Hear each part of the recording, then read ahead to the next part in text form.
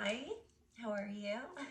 I'm Cosmic Erotic, and today I want to talk about why we limit ourselves, where those limits came from, and how to break through those limits, those limiting beliefs that are keeping us back from being our limitless self, from being any version of ourselves that we desire. So to start and to get into this, we want to talk about where did those limiting beliefs come from? You know, why and when did we start limiting ourselves? Why is that the known for us to think that it's hard to do things? It's hard to be successful. It's hard to be happy, right? So this is so often told to us, and we really believe, like, so for something to be easy and simple and amazing and successful, like, that seems so far away, right? When it's told that it's so hard to to accomplish to accomplish such things, but it's not the truth, right? And the only reason it's not happening for us and it seems so distant, excuse me, is because that's our perception of it, right? So when you can start believing that is possible for you, believing it, and I'm not saying like, oh, it's like a wish, it's like a known, like, yes, that is, of course. Why would it not be? Why would it be anything else? Of course I'm going to be so happy and so successful, right? Um but this, we get to there, and I like to jump a lot, but because it's, I only jump because it's more simple than we think it is. It's really more simple. But to start slower, where did these limiting beliefs come from? Okay, well, the things that we hear, right? The media, like, this is what we were told.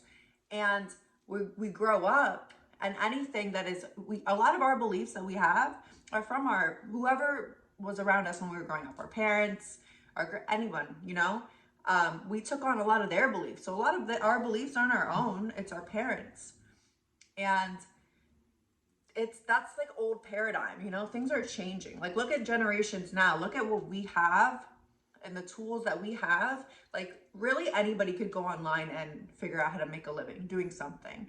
They didn't have access to that. Things are changed, so it's like, get with the times also. Don't be listening to, you know that generation. Like, I'm trying to say in the nicest way possible, but like, really, things are changed, so we have to, also change, and adapt.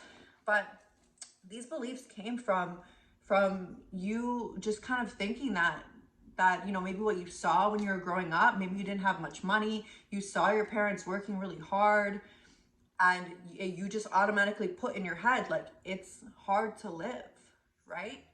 So to start switching out of that and start thinking like, oh, well, everything is possible for me, to decide, oh, this version of yourself, your dream version of yourself, and to decide that version is actually possible for you. So let's hold that thought, right? Because that seems scary a little bit, right? Right? This is another thing that comes when you actually believe that anything is possible for you. Like a certain fear can come up, a certain fear where it almost is like, no, I want to run away from it, and I want to go back to what's safe and to what I know to be true, right? And that is that block, right? So that's how we just keep limiting ourselves, because that fear comes up. Because you know why that fear comes up and is distilled in us? It's because the unknown is scary. It's scary, right? To go out there and, like, at least when you have your like sad, miserable life and this job that you hate, but what's gonna happen. It feels kind of safe, right? Okay, so it's safe and it's comfortable, right? So we stay, because if I step into the unknown, I don't know what's gonna happen. that seems terrifying, right? It seems terrifying to just go out there and do something that I've never done before in my life, and to do it confidently, right? But guess what? There you go right there, right? Limiting yourself. Because if you can't take the chance and you can't take the risk, then that version, because that version of you that has it all, she or he, whoever they are, they took that chance. They took that risk. They said, I am worthy. And they stepped out and they were ready to receive because they believed that that was what they deserved. They believed that's who they were. So you need to believe that as well. So these limiting beliefs that we have and that fear, guess what? Step out with the fear, and embrace the fear. And I know that's hard to do, and I'll talk more about this, but let that fear become excitement. Let it become part of who you are, right? Because the things that find you when you step out as your true self, even if you're terrified, are going to be all things to support you. And that fear that you have, so many people can relate, and so many people have that same fear. And I know it's scary because it's scary to, we stay in safe spaces sometimes, right? Like we stay in like controlled safe spaces, and it seems just because it's so familiar. It's what we're used to, like for me, I had a certain relationship that my parents didn't, really control anything when I was young. I was kind of like free, roam about, and, weren't really there too much. And I had a relationship that was so controlling, and parts of me felt like, oh, but this person like really must care about me. Like I felt cared for almost, that they were really manipulating and controlling me. And not to dive into that, but just to say, like, I did feel a wow, like, oh, I felt almost like safe when it was not safe. That was not safe at all. It was this comfortable, it was dragging me down and literally like stripping me of everything that I was. But it was so controlled, and I kind of knew that it was bad, but I knew, so it felt safe. It felt safe in a sick way, right? But this is what happens. Past traumas, like Stockholm syndrome, this is what happens, past childhood traumas and things that your mind goes back to based off of how you grew up, and it flips it in this weird way where you feel like you could relate to it, and then it feels comfortable. But no, we don't need to get used to the safe. We need to embrace the fear, because fear is just excitement, right? It really is. It is. So don't think about who's going to judge me if I do this. Who's going to look at me like I'm silly? No. Decide, who do you want to be? What does the highest, best version of yourself look like? And then start to write a list. What do they look like, right? How do they handle things in their lives? How do they treat other people? How do they view this world? What do they want out of this life? What do they want to give to others?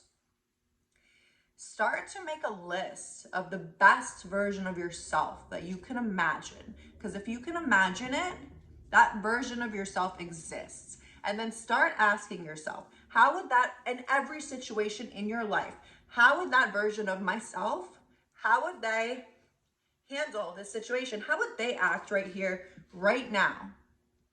Right? Because, and then you're going to start seeing, oh, that version of myself who has it all, who has everything that I desire, that version of myself acted a lot higher than I am right now, right? That version of myself stepped out and went after what they believed and what they wanted. The first step is to accept that it can be true for you, and accept that you are unlimited, limitless being. Accept that, okay? Believe that, surrender to that.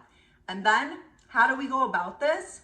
Okay, we're gonna make a list of our highest version of self that has everything, has the love, has the career of their dreams, has the body of their dreams, has the family of their everything, right? We're going to make a list of that version of self, and we're going to practice being that version of self every single day.